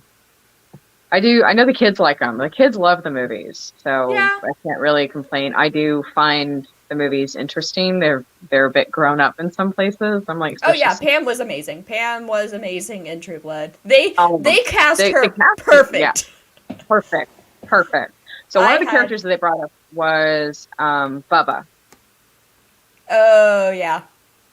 And he's like, it was just too difficult to get in there. It's like, there just isn't anyone who could really play that and really be him. And somebody shouted out, Bruce Campbell. And no one watched Bubba Hotep. And Alan Ball's face literally was like, oh. And everyone in the crowd's like, do you not read the boards? Like, we knew this. And he's like, Huh. It's just hilarious to watch. 'Cause, No, like, and the hello. thing is, like, The Bruce one thing Campbell you had didn't cast mention himself yet. perfectly for it too because of Bubba Hotep. Yeah. Yeah. It would have been great. Like, And taken the show in a completely different direction. oh yeah, yeah. No, like Completely different direction. they, Which would have been good. yeah. Like I don't have issues with changes here and there. Like, No. what's her name? Jessica, the redhead. Yeah. Yeah. Introducing her, that's not horrible. I don't think Like that messed with anybody's consumptions much. yeah, like that's not going to be a big deal. You know, like you do want to Sam was amazing. change things a little bit for television. Mm-hmm. That's fine. Having Lafayette survive and just replacing him with someone else, while it does take some of the nuance out of the death, Mm-hmm. I get it because he was such a beloved character. Mm-hmm. And I did like that they didn't kill him off. I was like, yes. Yeah, Yeah. especially after season 1, I was like, perfect. Mm-hmm. They cast him great. That was spot on. Thank you. Tara not dying, that was fine, especially because they made her into a vampire and everything and had that whole character development in that direction. Yeah. Again, I attributing a lot of this to the people that they cast in the parts. Like, it was a little too good not to see where it would go. And again, it's based on the books. There are certain things we're totally cool with. We get it. It's like we get not doing the exact same thing. It is an adaptation of a book. Like, we've been there, done that. We get the formula. Yep. But going totally off the rails and not even remotely following the storyline past a certain point. Like, what made it good? This was a book series that went on for a very long time. This is a lot of books. The series only ended a couple of years ago. Right. And you go that far away, you're going to lose something. No. Yeah. Again, HBO. Spoilers, Sookie gets her happy ending. No. That was just weird. I liked the ending to a degree. It made sense. Because everything else that happened. That entire relationship had been hinted at the entire time. I think part of it is there's a lot of sight that gets lost about what made the show something not only new fans enjoyed, but people who were familiar with the books enjoyed. Their perspective that they used in season 1 and 2, which was basically so much of the public perspective. So it's the civilian perspective. Mm-hmm. Like, yeah, okay, this vampire's there, but you're still so much about the people in the town. You're still so much about, Sookie and her, and just season 1, her grandmother. And you're about Tara and Lafayette as people, and they're being affected. And kind of, it was very grounded in the beginning. Oh, yeah. It was very believable. Like, in the beginning. I very much enjoyed season 1 and season 2. Mm-hmm. Season 2 up until about the end. Season 2, the writing was on the wall at the very end for how they were gonna bullshit with season 3. Yeah. Too far. Yeah, you're right. They jumped the shark. They jumped the shark. Not only did they jump the shark, they went an entire ocean away. Yeah. But, you're right. It was very grounded. It was, very much, okay, the changes that they did make made a lot of sense, especially given, the popularity of the characters and everything. Adding a new character so that some of the other characters can, get a little bit more focus on them as well made sense. Mm-hmm. Yep. But you don't change... It's what I was saying about Dragon Ball Z earlier. You don't take the name of something that's beloved by people. Just give it the name. And just give it the name. Yeah. And that's what they did season 3 forward with True Blood. Yeah. And this was even, in the days of just, a lot of things we take for granted on the internet now, like GIFs and memes and Reddit threads and stuff. That was very different 10 years ago. Yeah, And because I 10 years find ago was like the heyday of fucking 4chan. Let's be honest here. true, true. But True Blood was a part of a lot of that. Coming. So, like, it was, yeah, yeah. I mean, Eric was a mood. Let's just be honest. Cool. What was I watching? Somebody's breakdown of what we call the internet's boyfriend. You ever heard this phrase? Okay, so the internet's boyfriend, the first one would probably be Cumberbatch. Okay. So it's a social breakdown of the approachable, humble, funny, sexy, dynamic, perfect boyfriend. Okay. Another one would be Ryan Gosling. Oh, yeah. And like all those memes about, can we just cuddle and watch, 3 hours of this? And you can absolutely see Ryan Gosling saying this for some reason. They break down into the categories of Ryan Reynolds also falls into this, but his is also a little bit dirtier and funnier. his is funnier. His is very, very much tied to Deadpool. His is also very, very much tied, at least today, to him being a husband and a father. Yes. Whereas you have got like Cumberbatch, they were the Cumber bitches, I guess they were called. Ryan Gosling, Cumber bitches. They're Cumber bitches. There's others before that.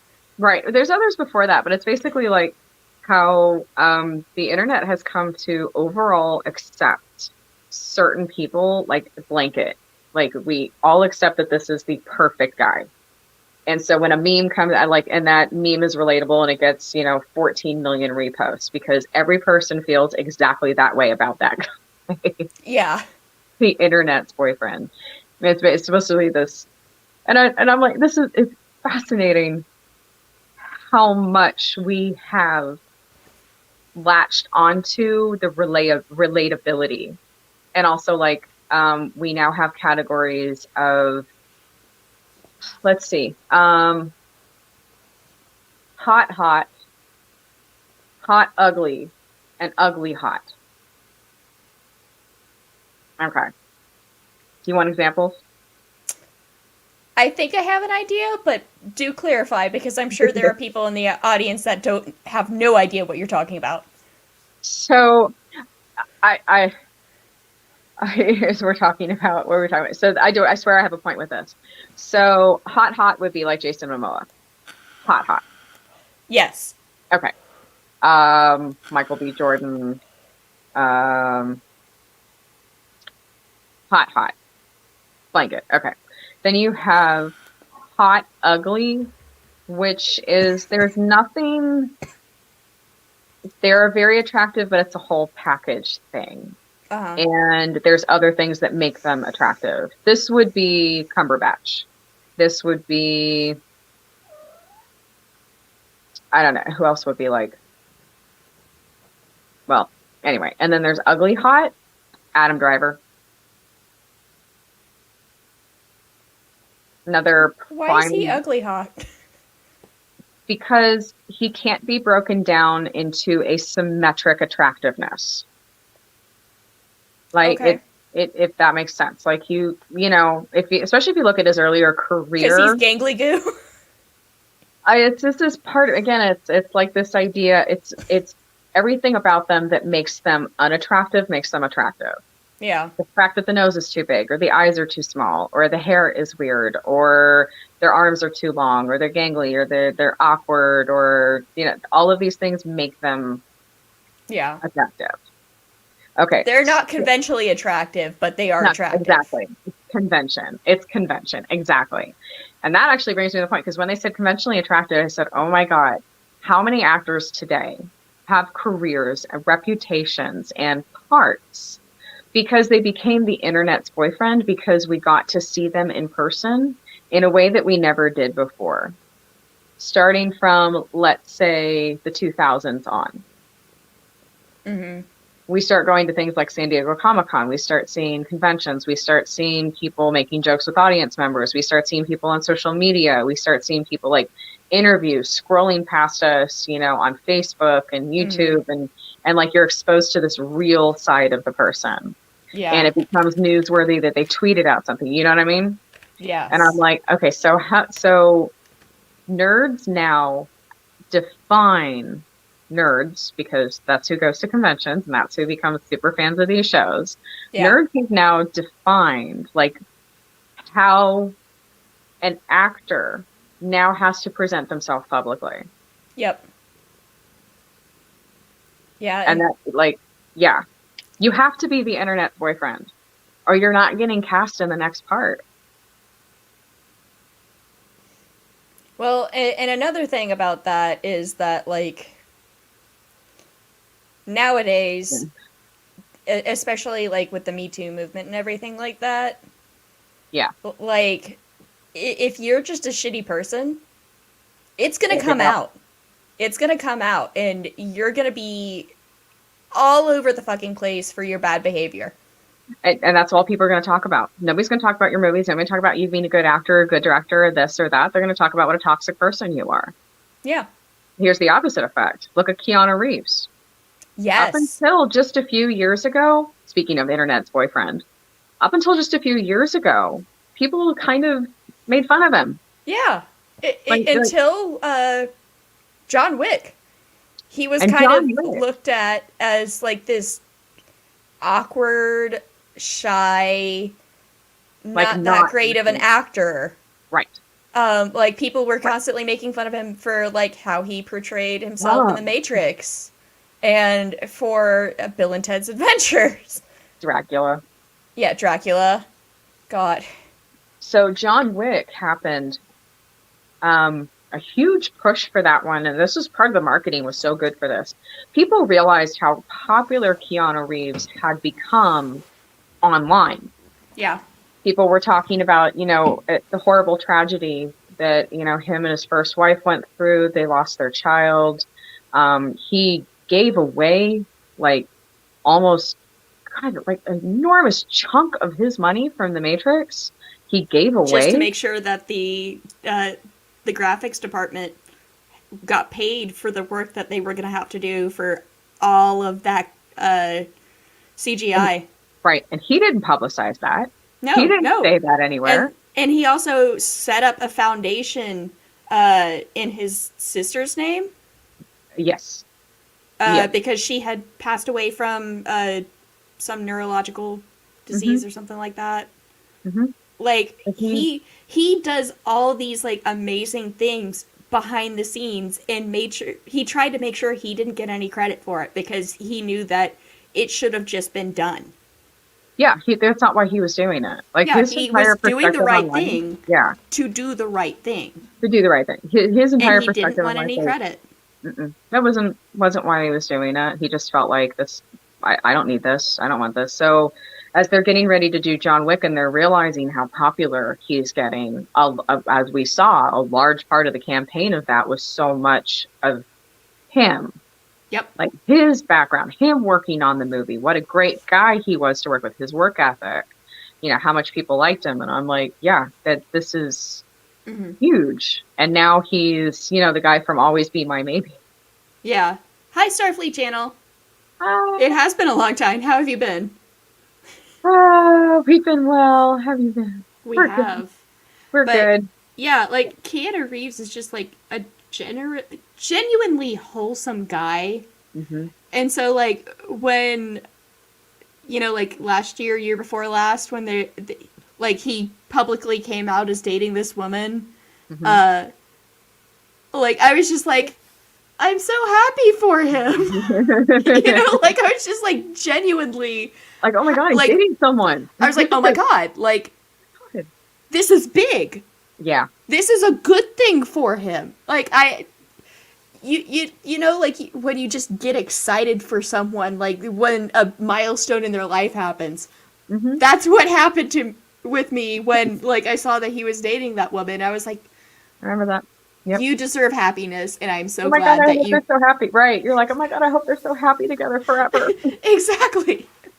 It's like, yes, So this is the Good. good that comes out. Yeah, this is the good that comes out of it. But I mean, you could really trace a lot of this back to, as people are talking about the availability that they have to see actors. I mean, a huge part of all marketing campaign for Marvel movies is watching certain people banter with each other and behind the scenes Yes. stuff. And oh my God, doesn't this cast look like they're having so much fun? For some reason, they don't seem to get along with Brie Larson, but whatever. But yeah, are they so cool? Are they so great? Like, are they? Oh, aren't they so cute together? Or, yeah, Yeah. well, that personality that becomes, and I trace it back to that, and I'm like, see, nerds did it again. Calling accountability, calling the nice stuff. What was it? What was I just saying? Something else that. Oh, what? I keep getting earworms, and I'm watching basically people dissect my childhood. Like all these movies and cartoons and things from when I was young. And it makes me feel like I was so smart for enjoying it when I was a kid. I mean, like, a lot of it comes down to, like, some things were just before their time. Yeah. Or, they were right for the time, but the time couldn't recognize her. Like it's like ahead of their time, and clearly people were fans for a reason. So it wasn't, not everything was like Freaks and Geeks. Not everything Yeah. was like just passed on by because people are stupid. Well, like, But Invader Zim was one of those ones. It was so crazy, yeah, but it yeah, was perfect. yeah. Like, it was. It's hard to, like, explain the early 2000s zeitgeist. Like, it Uh, it was something else. there was a lot that was something else. So it's like, yeah, no, that's true. Well, speaking of which, Friends reunion. Yes, I heard. There's some pop culture for you, Yeah. whether you wanted it to be or not. And I'm really curious. I feel like the trailers are focusing on the right things. Hmm. This is great. One thing I noticed when everybody, talking about Matthew Perry, Yeah. and everything that may or may not be going on with him, um, I'm, I'm I glad that don't we've know seen. about this tea. So, I mean, Matthew Perry is the one who is unfortunately has regularly had severe problems with alcohol and drugs. Oh. And I mean, had pancreatitis at one point. Lost between 40 and 60 pounds at one point during Friends. Um, Jesus. he was pretty much not sober for about 3 years while they were filming. He Hmm. says he barely remembers any of it. Oh, wow. Um, but sometime after Friends, he's been in rehab. He did rehab. He actually took his house that he bought when he was in the heyday of Friends, and he turned it Uh-huh. into a rehab facility. Oh, nice. Unfortunately, he couldn't maintain it, and he did have to sell it. So he's there, and they're going over the reunion, and he's done many interviews talking about this. This is not, Hmm. this is stuff that's happened over time. Yeah, it's not behind the scenes secret at this point. It's a well No, known fact. it is. He's been public about everything that's happened, and that it's been a constant struggle for him, and still is. And he, unfortunately, and it could have been anything. There were a few times the interview seemed a little hard for him in some places, and certainly emotional for him and others, which is understandable. And everyone's reaction to it hasn't been, we look back at how media and even people used to, make jokes about people being messed up or coming through this or out of this, and the way we, turn people into fodder 20 years ago or 10 years ago. And now the reaction from everybody is, since, from media outlets to everybody talking about it, like all the Reddit threads and the Twitter threads and stuff, is like, please be okay. Please get help. Please be okay. Are you Yeah. okay? We're worried about you. And it generally seems to be because he still seems to be somebody greatly weighed down by the Well, stress. the thing is, like, TV schedules, first off, are well known for being stressful. Brutal. Yep. Especially a show as popular as Friends. Like, there's a reason it had a nice long run. Hi, Esri. You enjoying the mic? And he was, oh no, it had, 10 years, and he had substance problems before he knew. That is something that can easily trigger Oh, yeah. every bad habit. And it starts out as that conversation of, we used to call it, I didn't want to go on stage alone. Yeah. We used to make these jokes. So you have a drink before the curtain goes up, you have a drink during, or whatever you need to do during intermission. Yep. And it was again that joke of, I don't want to go out there alone, and it becomes a real anxiety thing that you feel like, I need to constantly have this with me. And if that's your job and your job is the trigger, yeah, you're screwed. Yeah, exactly. Yeah.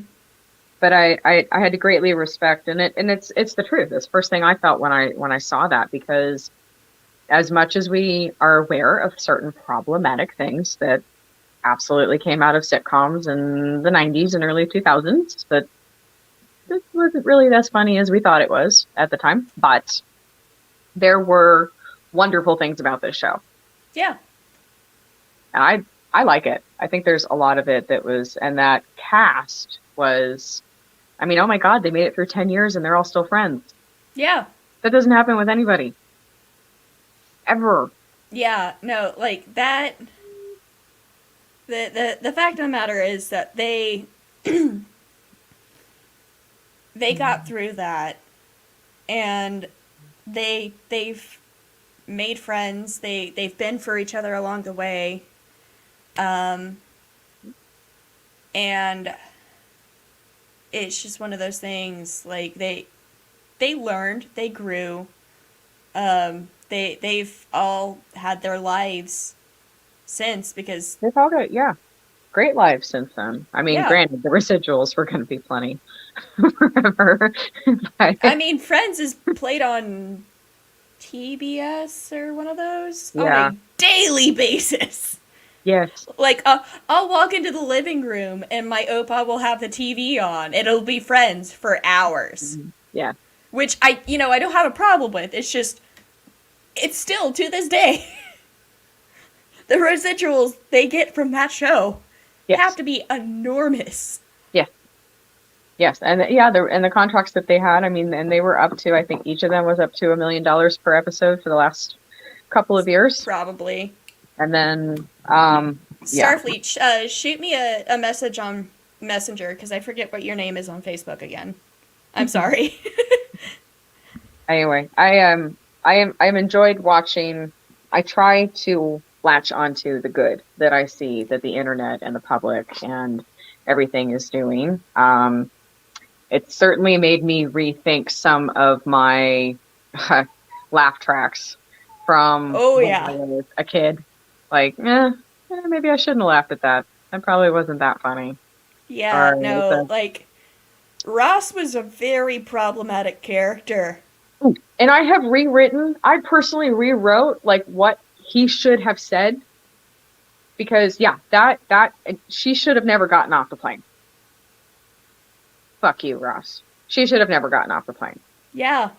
Never, ever. But if he had said, I just wanted to tell you, I am so happy that you get to live your dream. I got my dream job. I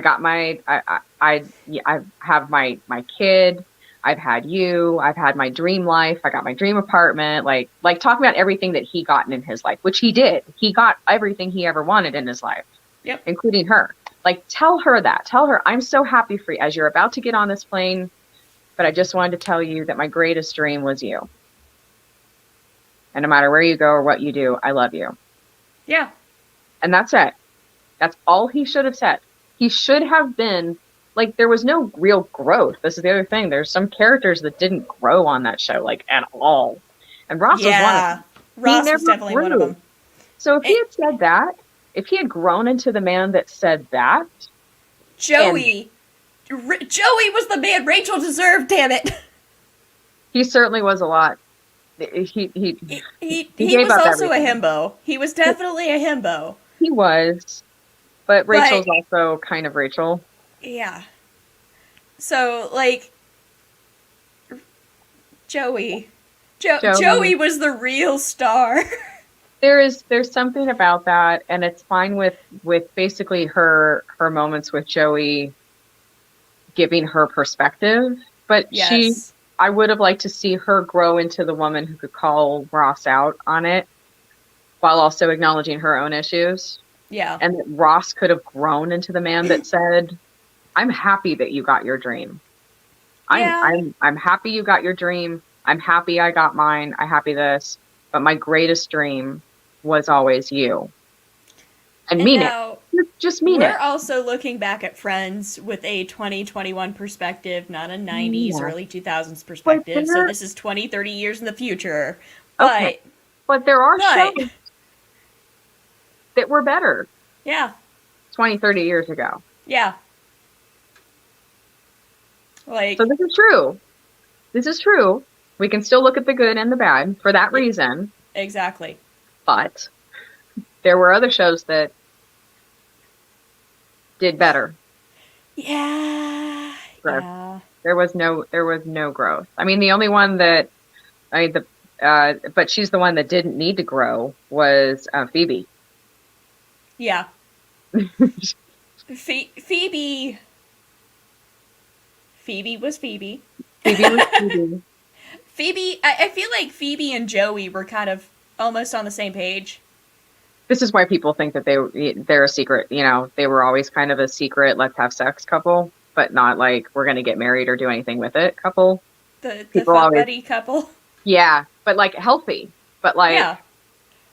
And because of Phoebe. And I'm like, well, yeah, Joey and Phoebe totally could have had a healthy platonic sexual relationship. Yeah. Yeah, with the way both of them act, definitely. They could have done it. They could have. I don't think either of them would have latched on to one another for that. They'd just be like, hey, I got a boyfriend. I got a girlfriend. Good for you. I'm happy for you. Oh, okay. Yeah, and there's this new girl that I'm dating. Oh, okay. Cool. Yeah, totally if you guys break up, I'm here. I could just see them having a very plain, normal conversation. Phoebe calling him out on his stuff in her Phoebe way. Yeah. I could see it. I could too. I can definitely see that. But yeah, Phoebe was the best. So I'm excited. Friends reunion, it's going to feel like, oh my God, we're back in the 90s. Oh. I mean, there's a lot of things happen reunions, and it's just a reminder that, hey, remember the 90s was like 30 years ago? Why do you have to say this stuff? What is wrong with you? Again, I'm turning 29 on Thursday. I am acutely aware of this fact right now. I got shoes older than you. I don't want to hear it. It's true. It's sadly true. But yeah. I always say that. I'm going to say that like 14 times. If I was going back and editing this video, I'd be like, but yeah. Dude, cut. No. Cut. No. Cut.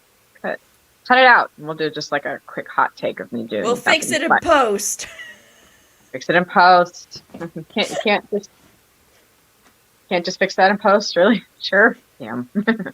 Fuck. Mother fracker. That is one thing that's always scared me about certain movies. There's this whole countdown list of movies where the take, you only had one chance. I cannot even imagine. Oh yeah, no, what is it, Wizard of Oz with the fucking fire scene? Yeah. Yes. They only did that once because she got so badly burnt and she was like, fuck you. Not doing this again. No, and rightfully so. Oh yeah. Yes. No, she had every right in the world to say no, fuck you. Yeah. And she asserted her dominance there and it stuck and clutches my cane. I clutch. Good for her. Good for fucking her. Yes, you clutch your cane, and I I imagine someday that I will have my own Sophia purse that I pick up in a thrift store, and it's the purse I take with me everywhere. I'm That's not right. wrong. I'm not wrong. No, there was that, but there, so blowing up the hospitals in The Dark Knight. Yeah, one take. Shooting up the car in, it was The Godfather Part 2. Because they like only had one of the car. They like only had one. Yeah. It was a time thing. Like, no, we need this. No, you get one take. There's a lot that scares me. Flooding, probably Titanic. I think when they had once it was flooded, that was it. It's not like we Yeah. can go back into it again. Yeah. Once No, we destroy the there's set, that's it. Yeah, there's a few of those, and so that always terrifies me whenever they say. The last movie that I did where we had to do that was because of budget reasons. We were shooting on real film. ooh. We didn't have enough. We were in Yosemite. One, running out of daylight. Two, running out of film. Mm-hmm. So it's one take. You get one take. And Yeah. I almost tripped. I had a huge cut on my leg, which there is a take somewhere with like the blood coming down my leg. And it's not like you can stop. It's not like you can do anything about it. You have to keep running. Even if you have like the bone sticking out, just keep going. Yeah. Pretty much. Like there but also like when you get it on the first take and it's perfect, that is the best feeling in the fucking world. Oh yeah. There are only certain things. I agree with Clint Eastwood. There are only certain scenes and certain moments where you should let the actors do it a couple of times because you don't quite know where it may or may not go, and that's okay. It's okay to let them do this more than once or do it different ways depending on what type of movie it is. And other ones, like, no, it's one and done. One and Well, done. especially like if it's something that it's like a reveal of something where they don't know. Yeah. Like you're never gonna get that exact reaction of oh shit, what did I just see? So you have to nail that reveal. You The reveal. have Yep. to. Or something crazy happens, or I think recently for me, a lot of the sitcom stuff, a lot of the 3 camera ones that again, I'm like, they had to do just one take of that. They could not have gone back and let the audience see that again. It was like Sheldon revealing that he had a ring for Amy, and you can hear the audience going, like you can hear the audience going, no. It was all in there. That one. I think another one with Matthew Perry, there was a scene in Friends. He was handcuffed in somebody's office to the file cabinet. And he was just gesturing like, you need to get me off this. And he had his hand and the drawer opened and smacked him upside the head. But it actually worked. It worked. It's the take that they used because both him and Jennifer Aniston, like, don't break character, don't break character, don't laugh, don't laugh, don't laugh. Because he just went with like, like gesturing like, that's why you need to get me out. You need to get me out of this. And then Jennifer Aniston covering her face so she wouldn't laugh. Because nope, that was it. That's the take we get. That's never going to be better than that. You need to have that one. Yeah. It's like, don't break. I can't crack. Don't crack. Don't. Like, whatever you have to do. Yeah, blowing up the causeway in True Lies. Yep. Yeah. That's another. Oh, God. Yeah. Oh, my God. True Lies. That movie gives me anxiety. The helicopter episode scene. of classic Doctor Who where 2 people, a child and a man in his 60s or so, had to flee a vehicle before they exploded it as a practical effect. Yeah. Especially on a TV show back in classic Who. Ain't got, yeah.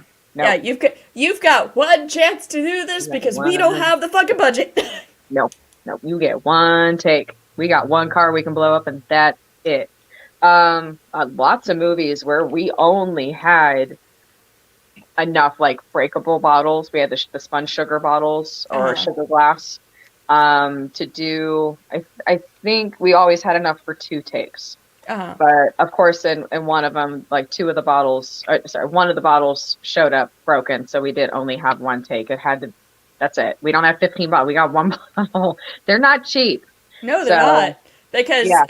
fun fact, sugar glass, despite the fact it is called sugar glass, is not actually made of glass or sugar. It Right. is made from a very breakable plastic. So you can't eat it. No, don't eat it. It's Yeah, called, it's called sugar it's glass because it feels softer than glass when like they're cleaning it up. It's okay to kind of fall in it, and it yeah. it won't cut you. It will, but it won't. It will, but it won't. It's a lot less likely to A cut lot you. less likely. Yeah, because You the second can I still say be that, jabbed by it. yeah, yeah. But yeah, like budget constraints can definitely be a reason why.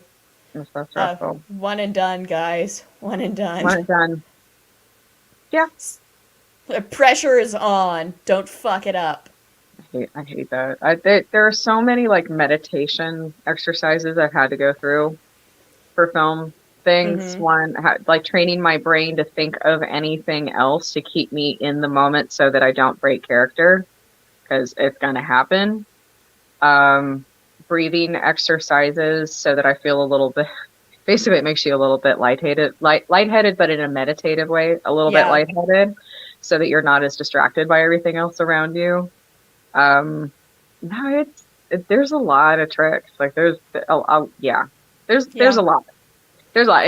It's not like method acting.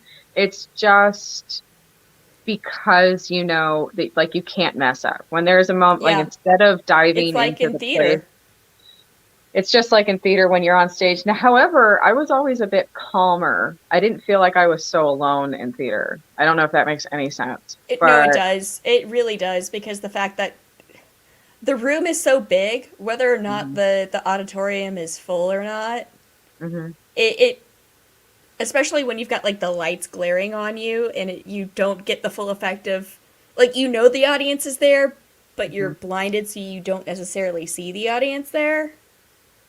You certainly can feel, and there have been times I've kind of blacked out in theater depending on the role that it was.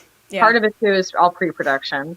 But that applies to why sitcoms get easier as they go on. Like, these people are so used to each other. The method, that's all pre-production. That's all rehearsal. That's all that makes all the difference in the world. I try to treat my films, anything that I'm doing on camera, as theater. Yes. When it comes to rehearsals and preparedness. And I find that makes the film date go by a lot smoother. So when that happens, you don't feel as alone. But coming into something where everyone else has their own routine, you barely got a table read if you got that at all, and you're basically given bare minimum direction, like, do it just like you did in your audition. You're like, fuck, that was 6 months ago, what? And they want you, like, and that's it, you're on your own. You could either freak out, but I would have to actually like almost meditate myself down to a spot where don't freak out, and freak out later. You can't freak out right now, you literally can't. Yeah.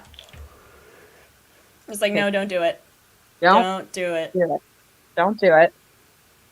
So yeah, I massive respect when Stephen Ross. Wasn't there a Western where the actor hit his co-star with the wrong bottle? I'm sure there was. There was. I'm sure there was. However, the thing that comes to mind when you say Western and wrong item, Django Unchained, Leo with the glass. He actually broke a real glass, guys. That wasn't sugar glass. And that's he thought it was, and that's real blood. On her face. That's real blood on her face. That was Kerry Washington's real reaction to real blood getting put on her face. Just to be clear, every union actor has to be tested for every STD and anything else, bloodborne or bodily fluid transfer viruses. You get tested for everything before you enter into set. And you're in a technical quarantine while you're filming. It's a technical quarantine. It's not a real quarantine, but it's a technical quarantine. So it's okay. It's not okay, but it's okay. But yes, that was his real blood. I just wanted to make that clear. He wasn't putting her at risk in any way. But when it's somebody's really intensely in the moment, be prepared It's gonna tell you to be prepared. It's like working with Jim Carrey. Just be prepared. Yeah, like when you get really in the zone in acting, like you shouldn't like consent is always key. Yeah. Like so No. don't break consensual lines. But No.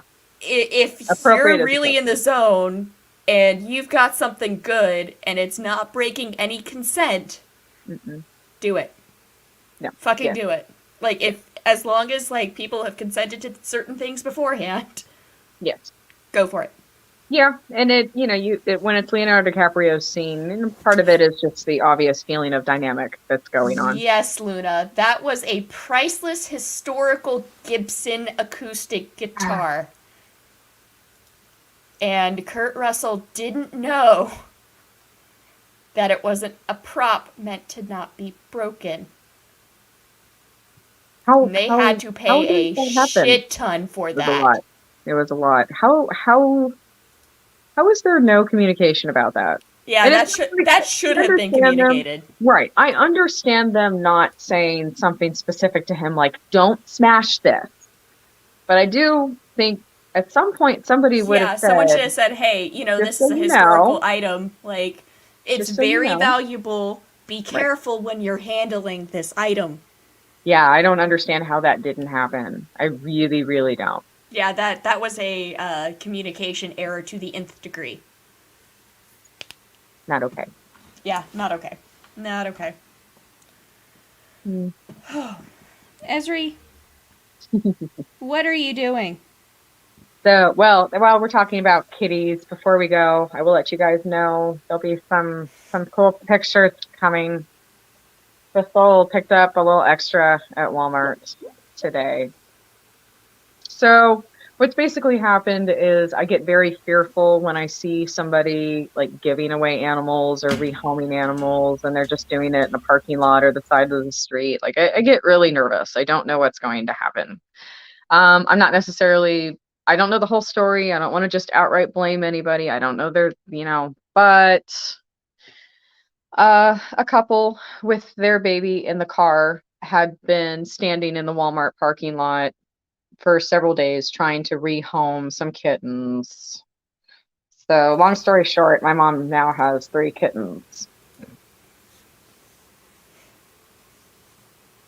Literally, my mom made me flip a bitch. I say made me, but I'm gonna do that for my own sense. I'm gonna say my mom made me flip a bitch Uh-huh.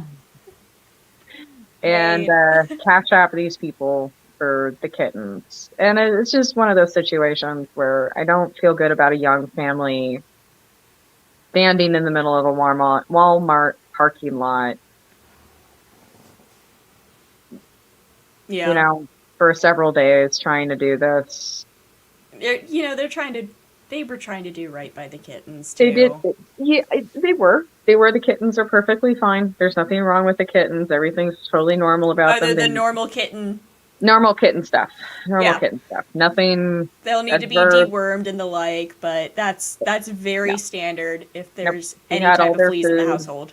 Right. She had the air conditioning on. She, had just gotten her kids some lunch. But for whatever reason, I think this was someplace that and they were doing it together. And yeah, I get nervous. We have a reptile guy that wanders around. Yeah, I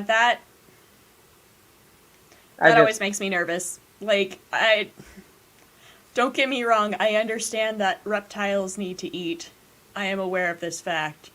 yeah, But but give them rodentia, not a kitten. it at a third, And this well, is yeah, coming because from he does someone it, who loves rats. it. I've had a rat myself, and there are realities to owning reptiles. There is what they need. That's absolutely true, but there are unfortunately certain people who do things for attention and video and sadistic purposes, and puppies and kittens serve that. So, anyway, it was fine. It was fine. I cashed out them some money and came home with 3 kittens. The face you just made! This is my life, Lyssa. This is my Uh, life. This is my life. If I could take on another cat, I would take one of those kittens home right now. They are, they're kittens. They're adorable. There's a blondie, an orange tabby, and a blackie. I would take the black cat in a heartbeat. You might have to fight my mom for that one. So That's the blonde is the troublemaker. The first runaway that we had, the first one that ran out the door, the first one out the door, meaning the bathroom door, not the front door. Yeah, First one that ran out, the first one, the last one to go to sleep, the first one that made a mess, the first one that's like poking all of its siblings in the face. Sounds right. Yeah, the orange tabby is acting like an orange tabby. That just, that right in the middle of it. And the black kitten is the super calm. I'm gonna hide behind the litter box, and then I'm gonna start learning how to stalk. And then I'm just going to lay down and go to sleep. Yeah, he's the cutest little green-eyed thing I've ever seen. Yeah, I'm afraid.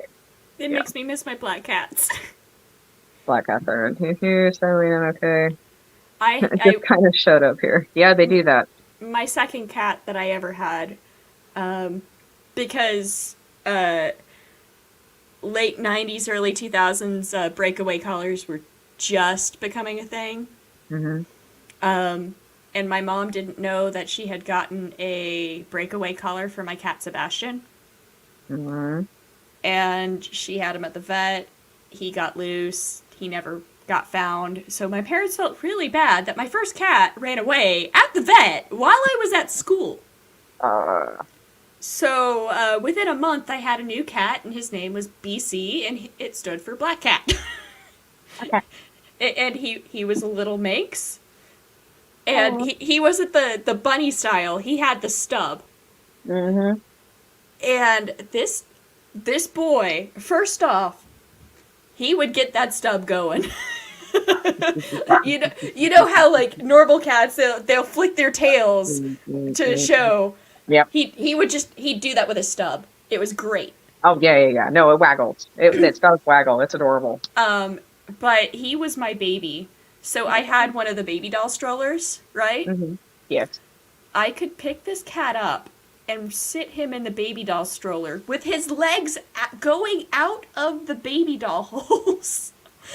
And my mom has a picture of it somewhere. And he's just like, yep, this is my life. this. I accept this. Right. Y'all keep me fat and tuna. We're good. All right. Sebastian thought I was another kitten. He was also a Manx. He was white with the orange tabby bits on him, and he had gorgeous blue eyes. Absolutely gorgeous blue eyes. Yeah. But he thought I was another kitten. I was maybe like 4 when I got him. And so he'd get on his back legs, and he would hop forward and then pounce on me. Like, yeah. They haven't quite figured out the stealth thing yet. Yeah. And then the cat I had in high school, she was half Manx, half regular domestic short hair. Sure. Jack. Okay, so first off, everyone wanted to name my cat. Yeah. Everyone in my household wanted to name my cat. So when my dad's one of my dad's employees' cats had kittens. Yeah. He was like, okay, there's these 3 kittens, and one of them's a black cat. I've already told her we want her. Oh, well, them, because we didn't know whether they were boys or girls at the time. Right. So we ended up, I was like, I want to name it Jack after Jack Skellington from Nightmare Before Christmas. Sure. My dad suggested the name Pugsley, like, right off the bat.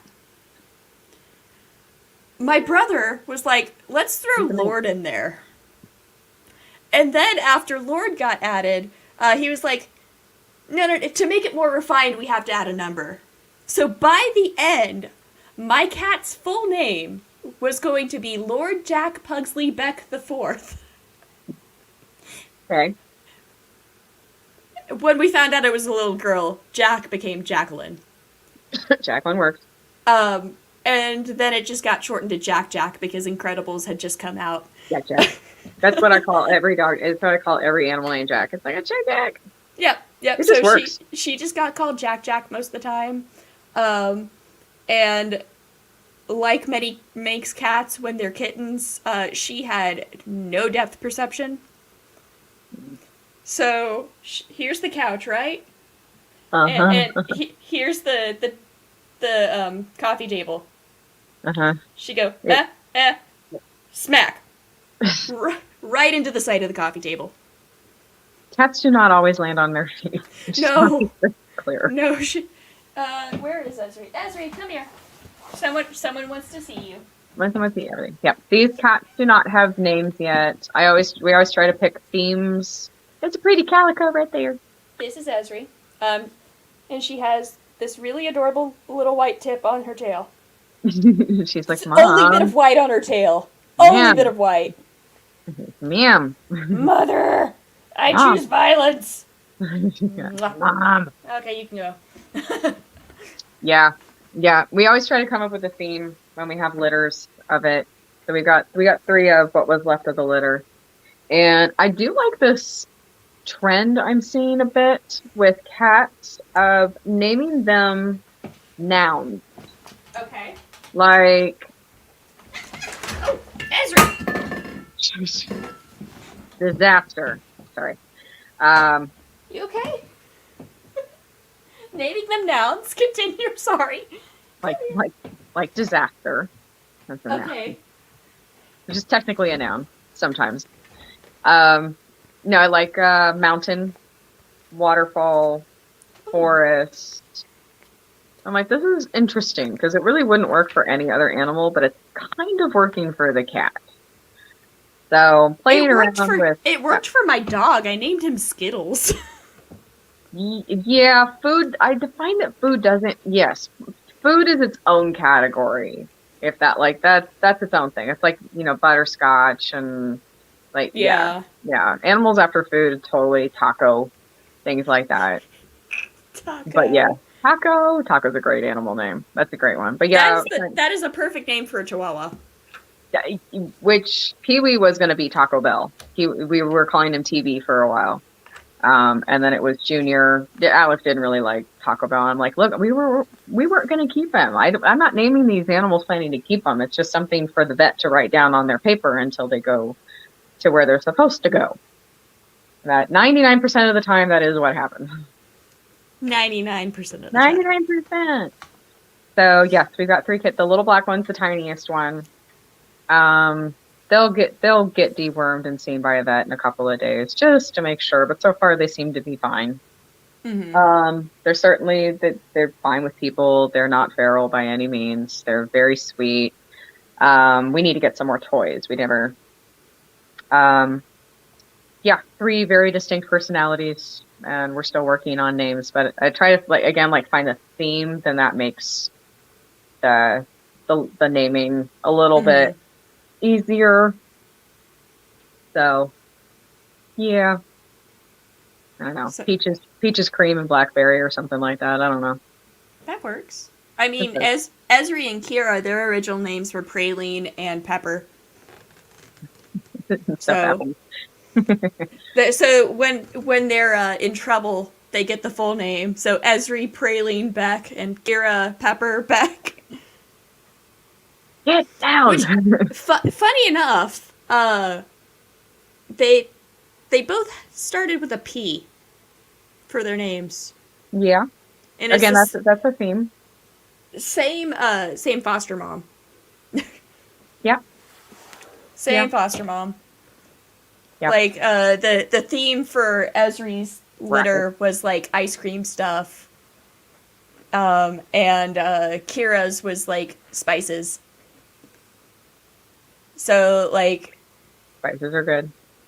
Pepper, paprika, things like that were like part of Kira's litter.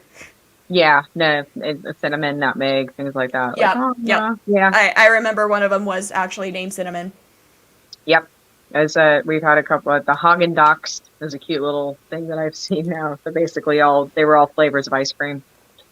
Because the mom looked like, I guess like rum raisin colors. She had like a bunch of colors on her, so all of her little puppies turned out different. There were 7 of them. That's a dodo story right now. The Haagen-Dazs. So they're all named after. They're all named Haagen-Dazs flavors. Yeah, they're all named after ice cream flavors. And I'm like, that works. That's perfect. Yeah. So just stick with the theme and go for it. But yeah, it looks like we have a rescue going up north where they can't keep animals on the shelf. Like up north, because the breeding laws are so strict, there's always a waiting list. And these kittens, they're going to have homes by tomorrow. You watch. Yeah. But their transport isn't until June. So about 2.5, 3 weeks away. Mm-hmm. I'll have one with me during one of the shows, probably for your birthday. Yes. There you go. Little black kitten on my birthday. It'll be the black one. It'll be Blackberry. We'll just bring in Blackberry. Also, speaking of my birthday, let me pull up a thing real quick since that is on Thursday. Yeah. I have a charity cause for my birthday this year. It is Cancer Research Institute. I have a goal of $500. I've raised $130 so far. And their entire thing is to obviously it's cancer research, but it's specifically like targeted cancer therapies. Since we lost my grandmother to cancer on Christmas 2018. So that's the GoFundMe link, guys, if you want to donate. And alternatively, my link tree that's in the bio for everything down below us. My Amazon wish list is there if you desire to get me a gift that way. Because we love Lyssa. I would prefer you go to the GoFundMe and donate to a good cause, but you can always do both, too. Y'all better be here on Thursday. I think we're getting ready to wrap up. I'm getting looks because somebody needs to cuddle in bed. I will pick up more blackberry wine or some liquor. Something. You need to get yourself something. So you guys can enjoy. Yeah, so y'all better be here on Thursday. We'll announce what time we're going to start. It's going to be all three of us if we can manage it, but at the very least, you'll see me and Lyssa. Yep. Here. If Kelly is not having a good day, that does happen. She does have a very stressful situation in her life at the moment. I would love to have her to celebrate my birthday, but life happens, and that happened this past week. So, yeah, we love you guys. I will be here on Thursday along with Crysstal, even if we don't have all three of us. Yeah, we will. Like I said, we'll announce the time. So don't forget, like this video, subscribe, notifications, and then you'll know when we're going to be here. We're going to come up with a whole topic list just for Lyssa. For her birthday. Fuck. So y'all can be prepared too. Y'all can all be prepared too. I don't know what we're going to do, but it is going to be a Lyssa-driven episode. And she's nice enough to join us for that. Yeah, thank you guys all so much again for joining us. We hope you had a wonderful week. We hope you have a great week coming up. Thank you again, Lyssa. Of course. For joining us tonight. And thank you everyone in the comment section. Thank you everyone for being here. Thank you, thank you, thank you. Thank you, guys. And we are going to see you soon. Live long and prosper. See y'all. And good night.